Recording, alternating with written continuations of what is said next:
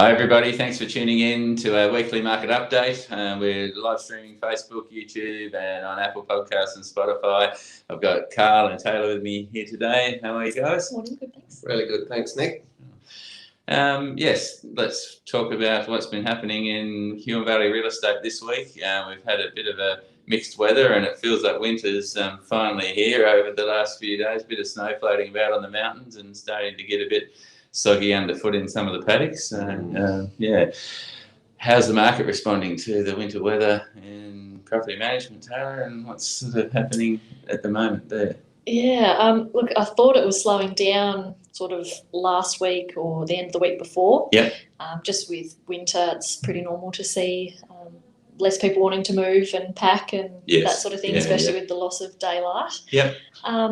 But yeah, we put another property on last week, and yeah, there's 18 people already waiting for an open home to be scheduled for that one. So obviously it's not bothering everyone. Yeah, unfortunately with the housing shortage, I guess that's sort of bound to continue for a while. So till we can get a few more houses built in the States. So, so a good open home on Saturday, 4 or 5 groups of people through, and it was one we'd already showed before. So okay. Interest still there. Yeah, that's good. Yeah.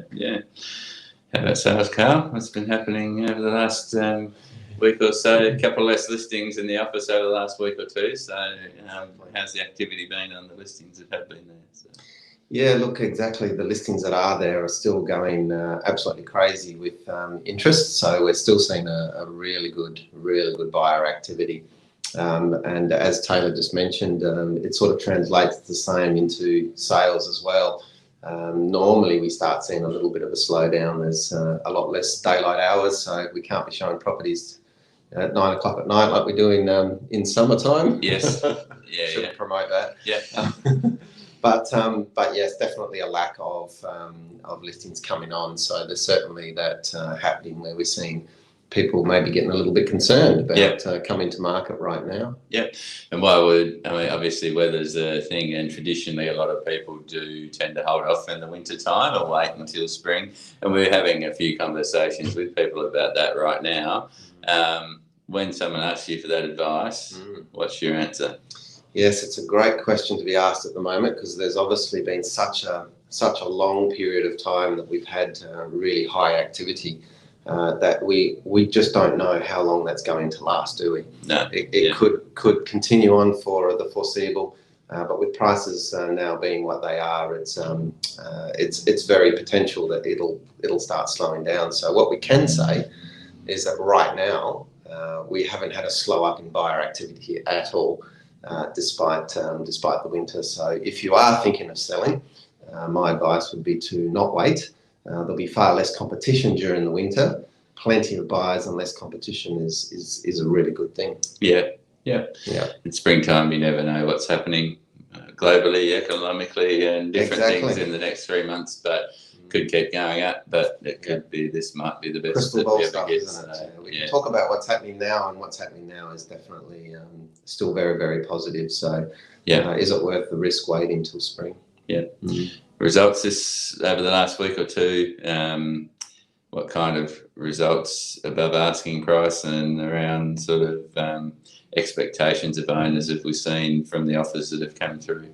Yeah, interestingly enough, we're starting the minimum asking prices still where we expect is a real minimum that the property should achieve, but we're still experiencing quite a number of offers coming in per property. And obviously, you've got to do all the right things to make sure that you get all of those buyers in, and when you do, we're still achieving those fairly substantial results. There are a lot more buyers now that are around that expected eventual sale price, but there's still 2 or 3 buyers, sometimes just the one, but often a couple that do tend to do just that little bit more.